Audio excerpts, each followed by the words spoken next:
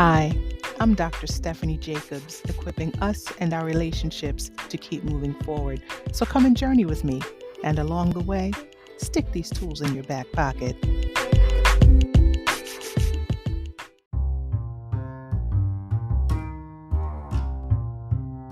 Self-care is an ongoing process of proactively thinking about and tending to your needs and maintaining your wellness. And so I ask you, what do you do for self-care? And how do you know when it's needed? In our last episode, we learned that emotions provide us with information about how we're doing and, equally important, how to take care of ourselves. In today's episode, we'll explore 7 essential self-care activities research tells us are necessary to maintain healthy minds, bodies, and relationships.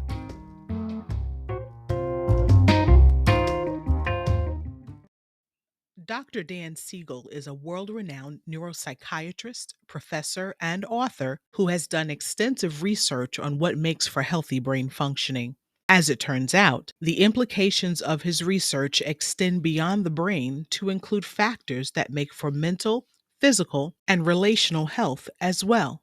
As good researchers do, Dr. Siegel distilled his vast empirical findings into a model that has been translated for easy consumption by the general public. Drawing from the example of Michelle Obama's food plate, which encourages us to eat well for a healthy body, Dr. Siegel created the Healthy Mind Platter to explain what's necessary for a healthy mind and overall well-being.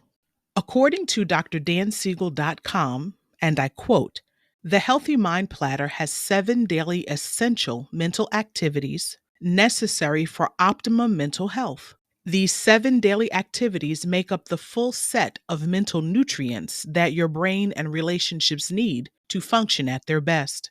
By engaging every day in each of these servings, you promote integration in your life and enable your brain to coordinate and balance its activities. These essential mental activities strengthen your brain's internal connections and your connections with other people and the world around you."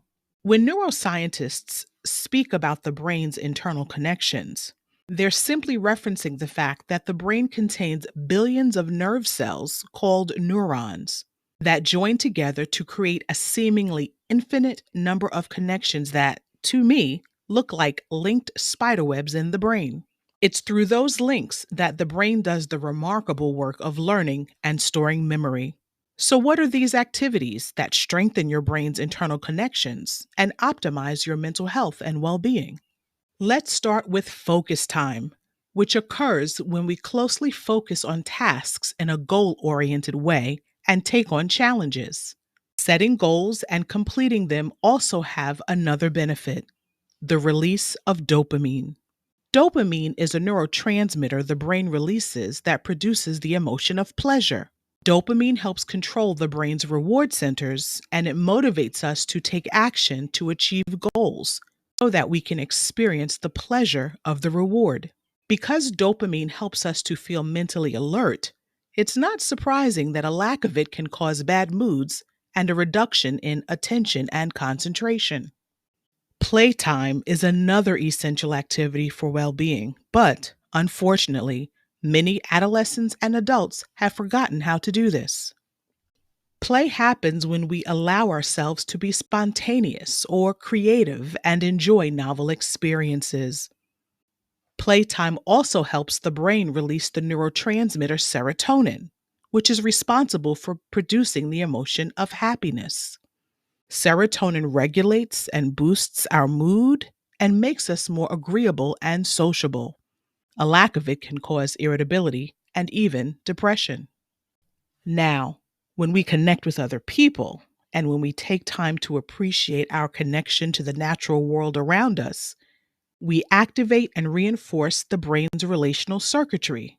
So, connecting time is really important.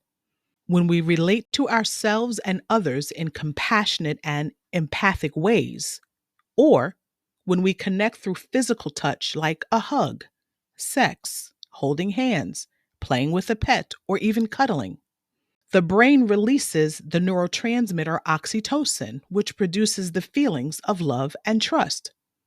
This is why healthy, connected relationships boost our experience of happiness. Endorphins are the feel good neurotransmitters that can help to reduce feelings of depression, anxiety, and sensitivity to pain. Endorphins are released during physical time, when we exercise and move our bodies aerobically, if medically possible. Time in happens when we quietly reflect internally, actively focusing on sensations, images, feelings, and thoughts. Practices like mindfulness, meditation, breathing exercises, body scan, and prayer help us to tune in, become aware, and better integrate the brain. Unlike time in, which requires active, intentional focus, downtime is passive, when we are non focused without any specific goal and let our minds wander or simply relax. We help the brain recharge. Simply listening to music or reading a book are great downtime activities. Finally, sleep time gives the brain the rest it needs and helps the brain to consolidate learning and recover from the experiences of the day. So, just as you would plan a meal, try planning for a set amount of time you can spend daily on each of these 7 essential activities. Doing so will increase your awareness of how to nourish your mental and relational well being each day.